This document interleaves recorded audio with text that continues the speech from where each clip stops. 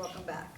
Good afternoon, Chairwoman Sanders, Vice Chair Anderson, and Senators of the committee. Again, my name is Spike Jordan, S-P-I-K-E-J-O-R-D-A-N. I'm a sixth-generation Nebraska rancher, a Marine veteran of the war in Afghanistan, and today I have the honor of serving as the County Veteran Service Officer for Dawes and Sioux counties. I left at 3 o'clock this morning so I could be here on time. And I'll probably have to head back west as soon as the hearing is over.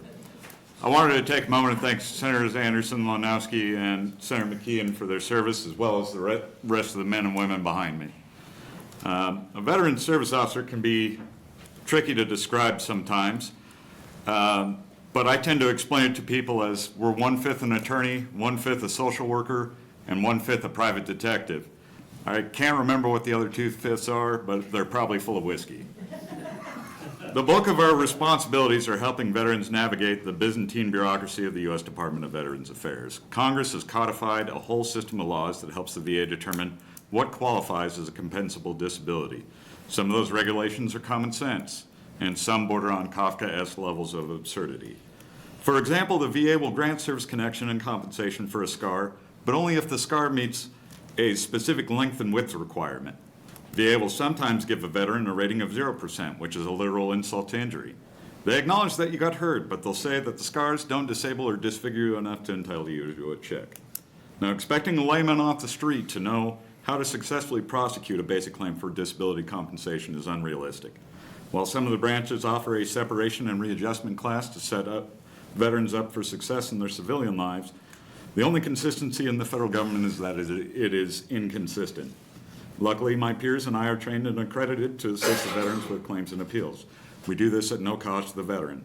Some of us are overworked and some of us are underpaid, but in the 3 years that I've had this job, I have never once had any problem calling the service officer in the next county or halfway across the state and asking them for help. The bulk of us are disabled veterans ourselves. We zealously advocate for our clients because we've been there. We've seen the sorts of gymnastics that the government uses to juke from its responsibilities. Now, I don't know if there's reps from these for-profit companies to testify against this bill here today, but if they weren't in it to screw the veteran then and siphon off benefits that they had no hand in earning, they wouldn't send the lobbyists. They wouldn't be paying 6 figures for some K Street quack to come and pull you out into the rotunda. Their service would speak for itself.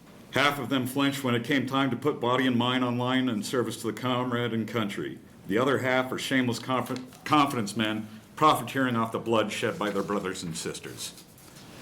The pool of perfidious pontificators will proclaim that the veterans should have the choice to be hoodwinked by the companies that they represent. They want you to believe that the free market solution is dodgy contracts wherein men and women who sacrifice something for this country should become contractually indentured to those who have sacrificed nothing. They are cynical charlatans charging ransoms for a service that my peers and I already do for free. For 2 years now, I've been driving 8 hours one way on my own dime to testify on this. I don't use a county vehicle. I don't charge the county for my time. The VFW offered to help with my mileage and maybe a hotel room, but I stay here with a fellow Afghan vet in town. That way they can use those funds to help vets that actually need it. I do all these things because I want to emulate the example set by Marine General Smedley Butler. Under the portico of City Hall in Philadelphia is a plaque that attests to Butler's post-Marine Corps career as Director of Public Works. In a time of great corruption, he proved incorruptible. The lobbyists who will oppose this bill cannot say the same. Thank you, Senators, and I would be happy to answer any questions. Thank you, Mr. Jordan, for your testimony. Much appreciated. Any questions? Senator Anderson.